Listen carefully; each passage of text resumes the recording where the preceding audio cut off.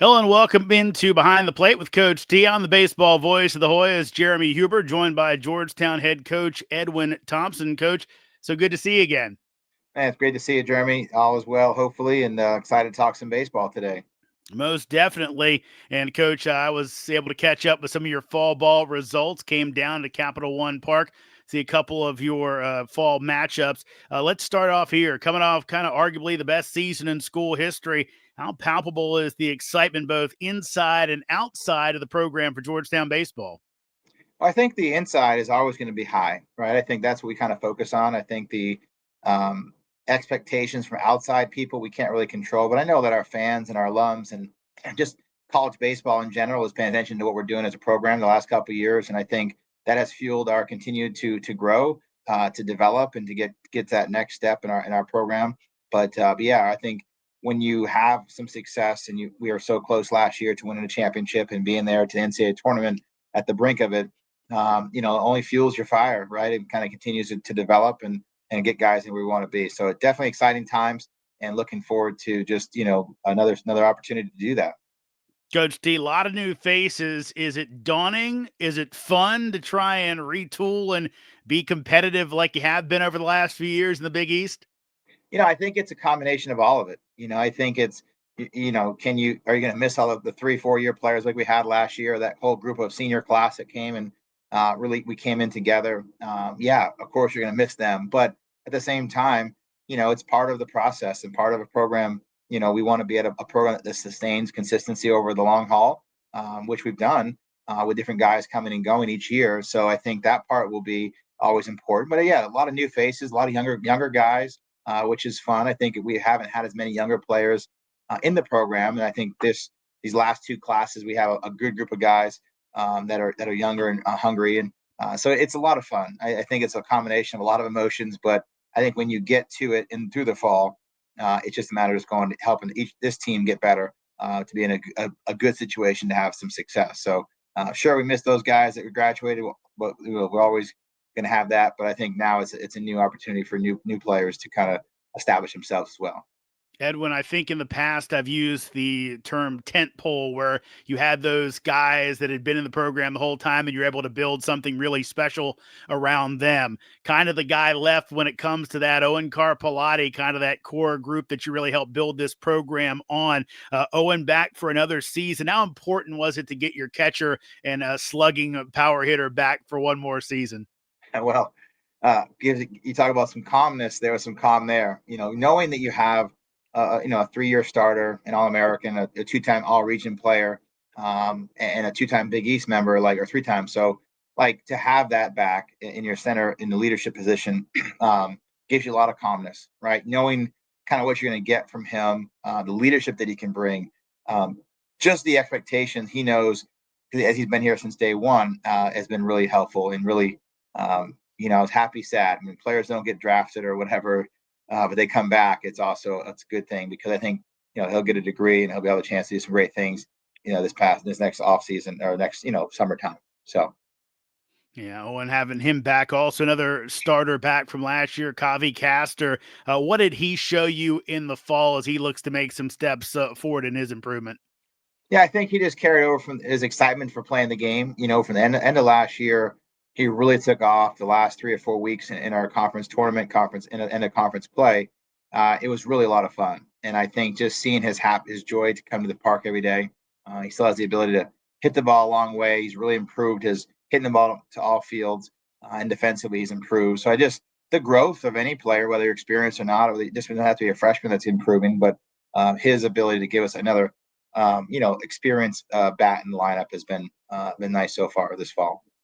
Coach, obviously, we know that you've done a good job bringing in some new experienced faces to your program. But before we get to those, you talked about that development piece. You do have a group of 4 or 5 guys who saw some time last year who are looking for bigger roles this year.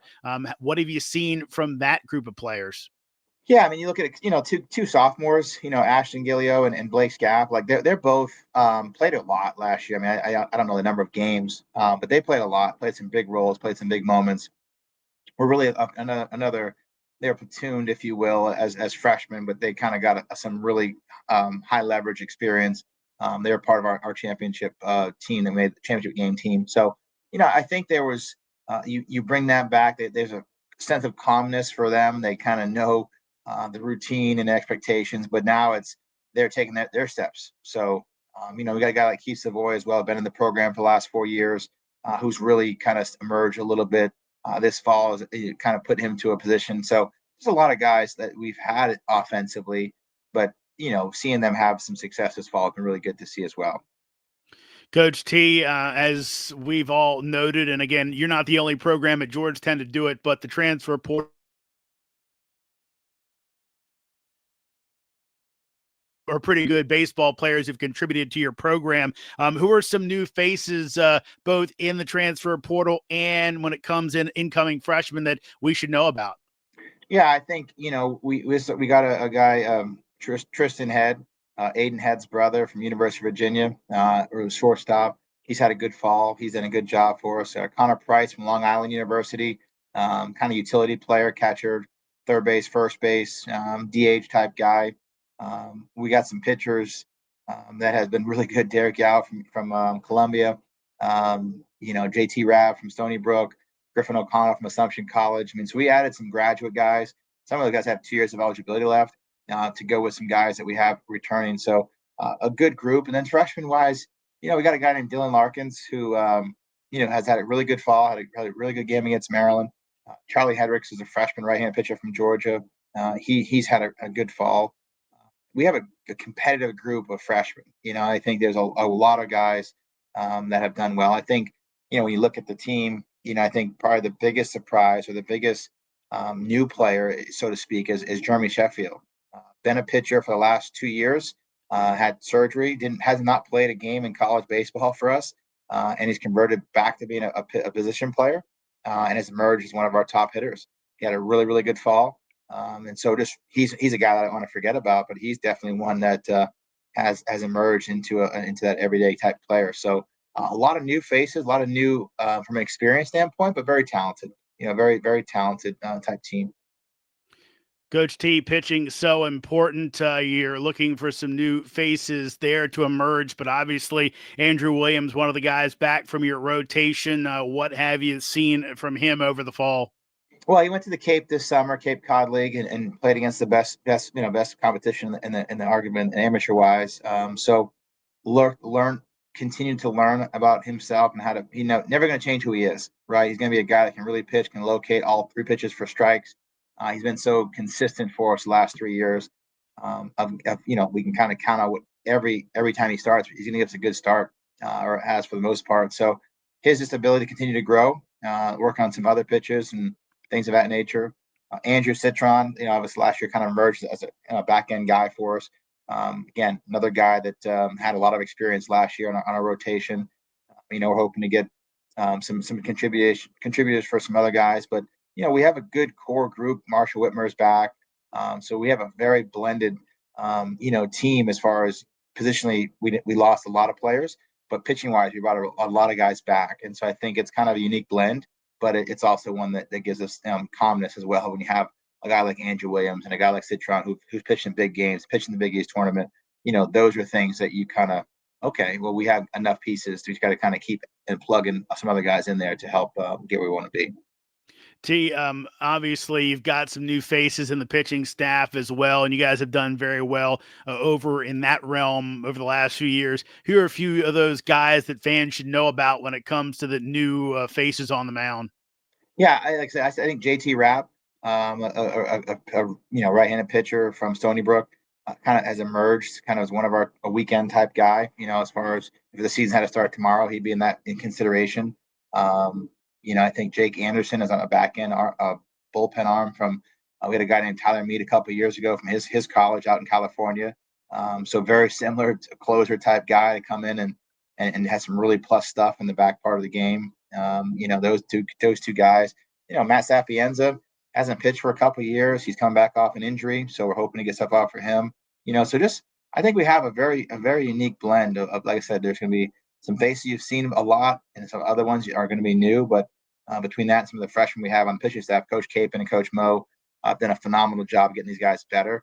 And since the start of the fall, so it's really just a matter of getting out there. I think the fall games are the fall, and we're always grateful for those opportunities. But until the spring hits, the first few weeks we'll have a better sense of kind of what it's going to look like. But I'm excited about this group of pitchers that we have. And Edwin, when it comes to that, how do you kind of make that decision when there aren't those established arms to say, okay, this guy's bullpen, this guy's starter, or is it a process early in the season, just seeing how some of those guys take to certain roles? Well, I think, at the course of the fall, it's what the fall's for. We have a really good idea, right? And we put guys in different roles and kind of see what they can do, whether it be a starter, reliever, long or short relief. And that's what the fall games give you. They give you a measuring stick of kind of what it looks like and how they can best utilize their skill set. And then from there, then we can kind of, as the season goes, of course, we'll get into it and find out, who's pitching well, who isn't, and then we'll build up. We probably always build up about 6 or 7 guys in the preseason, starting wise, to make sure we have, so it's not just going to be 3 or 4 guys, it's going to be 4, 5, 6, 7 guys. And then from there, it's always easier to take a starter, built up, put them in the bullpen than vice versa. So we kind of have those guys identified. And then once we get back, we'll start, building those guys up. Like I said, 6 or 7 guys. Jojo Franco was hurt last year, only had 1 start against Maryland. Like, he's emerged as a guy that, could see some significant innings, a sophomore from New York. So he's really turned it on as well. So just, I think a lot of guys that may not have as much experience, but are really talented. Again, it's a unique group, unique blend, but they're also some guys we try to put in the right spot. That's our goal. Coach, you mentioned some of your great staff when it comes to the coaching side of things. Yeah. I hear you've added some new faces to that group. Can you kind of tell us about how the staff's shaping up? Yeah, we hired Aaron Dutton, who's working with outfitters and helping out with their hitters. He came from us from Coppin State University. Great young coach, really talented. And Nicole Guyry, we hired, is our infield coordinator and our hitting assistant. And so we're still probably have one more hire to go. But those two have been great. Obviously, Coach Capon is back and Coach Mo. But the when you bring new coaches in, it just gives us a new everything, right? And so different perspective and different opportunities. I think adding more people to our staff is only enhancing our player development, and I think that's kind of been the thing for us, and we're really proud of is getting guys to be successful, but also giving them the tools and the support that they need. So yeah, both AD and Coach Nicole have been phenomenal in their overall just the growth of their since the fall started, and it's really helped our players get better as the fall's gone along. Edwin, you kind of mentioned there different techniques. This year's team, as it's Yeah. shaping up right now, obviously you guys have been a heavy slugging team, setting all kinds of home run records. But when you look back at your teams at Eastern Kentucky, you guys can do different things, and you've always been a guy that's not afraid to lay a bunt down. Is this year's team strategically going to look different than teams in the past on the hilltop? Yeah, I mean, I think you're going to see a lot more athletic speed in general from top to bottom. I think we did some of our numbers recently. I mean, we have a lot of guys that can run, so you're going to see some more pushing the envelope in that regard. I think if we hit 100 home runs this year, I'd be shocked. Just being honest, and that's going to be our skill set. But I think we can hit home runs. We'll hit home runs, but I don't think it's going to be something we're going to hang our hat on. We're going to move runners over. We're going to get guys in a good spot. We're going to put pressure on the defense. I think that's kind of my days in Eastern Kentucky. We had, we'd hit a lot of home runs, but also still a lot of bases, just constantly lay on a bunt, lay on a drag and a push. So just a kind of a blend, a hybrid offense than we probably have seen where we've been kind of one dimensional for the most part. I think we're going to have a lot of wide open, kind of a fun offense to watch as a fan. If you like football, kind of like a spread offense, you're gonna kind of see a lot of different things. A little bit of a style like a West Coast style, which is more traditionally, move the runners over through bunts and hit and runs and things like that. But at the same time, hit a ball in the gap or hit it over the park. Our guys can do that. It's just we're not going to have those type of fixtures in a lineup that 1 through 9 has a chance to do that. It's going to be a little more balance into our lineup. We have a lot more left-hander hitters than we've had in the past. So just a good mix, but overall, it's be a fun offense to watch. That's our goal. Coach, I want to ask you this because I thought about it when we were doing the exhibition fall games, and you had some time coaching third base. I saw. Yeah. Was that fun for you to get back out on the field after the last few years, kind of doing the more major league style of being in the dugout? Yeah, it is. Puts me on the field, and we're gonna make a decision what we want to do with that as we're kind of still evolving and figure things out. But yeah, it's just I can tell you this: it allows to see things differently from that perspective and help our kids in a different way. But we'll see what we decide to do out there in the springtime if we're out there, if I'm in the dugout with the iPad or not. So we'll have to wait and see. But I think it's been fun. The fall has been a lot of growth for our guys. And obviously, like we've gone through some games in Rutgers and Maryland, and but those are part of part of our fall. The biggest part has been our overall growth and blending guys in and then getting guys to kind of buy into what we do and how we do it.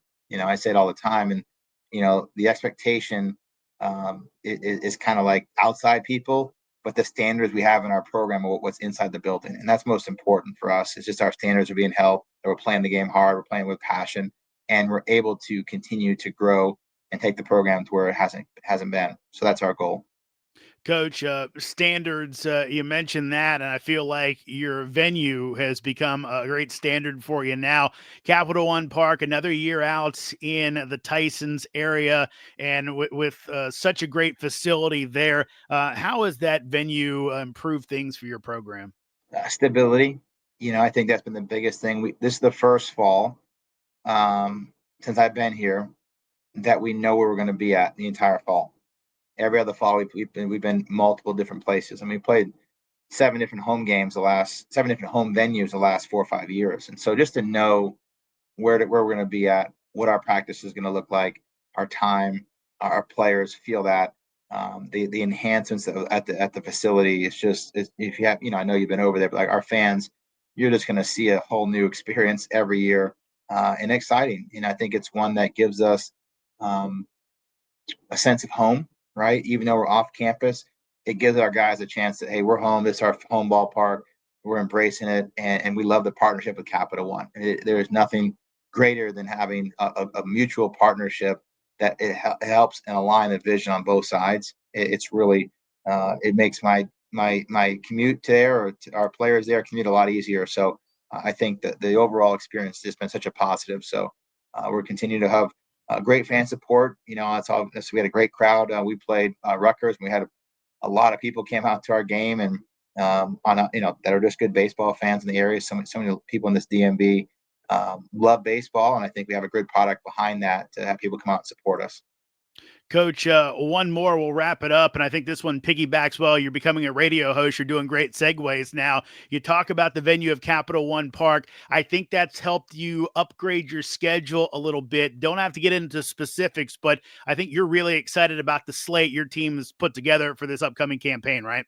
Yeah, I think when the schedule comes out pretty soon, people will be really surprised to see some of the teams that are on our schedule that we playing at a Capital One ballpark. I can tell you that much. And so once we get all that stuff paperwork finished up, but I'm really, really proud of our venue, but in our program to have teams that are nationally recognized to be able to come into our ballpark and to be for our home game and our fans to be able to see some high level baseball. Obviously, all of the DMV, all the rivalries have. We got some outside teams coming in this year that I think people are going to be really excited about. So stay tuned soon. That schedule release, over the next few weeks, and when we have that, it will be one that people feel that people are like, "Oh, this is exciting." So a lot of excitement, I think, with the program in general, and looking forward to just our continued growth. But yeah, we're looking forward to just another great season at Capital One and getting all the fans out there to the ballpark. Well, Coach, good luck throughout the winter time. Have a great holiday, and we'll see you in the springtime, or I guess, and actually, it's going to be still winter time when you guys get going. But we'll see. That I guess is the burden of a baseball coach. You got to get out there when it's not so good as you get ready for those great times in the summer, right? Yeah, it's a balancing act. I always joke with all the indoor sports here or anywhere I've been and say, enjoy your climate control practices, and that's what we gotta say because you never know. When today is beautiful, 70 degrees outside in November, we'll take that. But yeah, we take care. We handle the business. We don't worry about what we can't control. We focus on what we can. And so the more we can have fun and enjoyable, that's what we focus on. So, but yeah, looking forward to it. Can't wait to get you out there and all the fans out there this spring and be stay tuned to our schedule release coming over the next few weeks, and looking forward to another great season. Thanks, Coach T. Thank you. That'll wrap it up for this edition of Behind the Plate with Coach T. Remember, Georgetown taking their winter's rest before their regular season starts in mid-February. Follow the Hoyas on X or Instagram for the latest information. Thanks, Coach T. Edwin Thompson, producer John Flannery. That's all for Behind the Plate with Coach T. I'm Jeremy Huber, Hoya Saxa.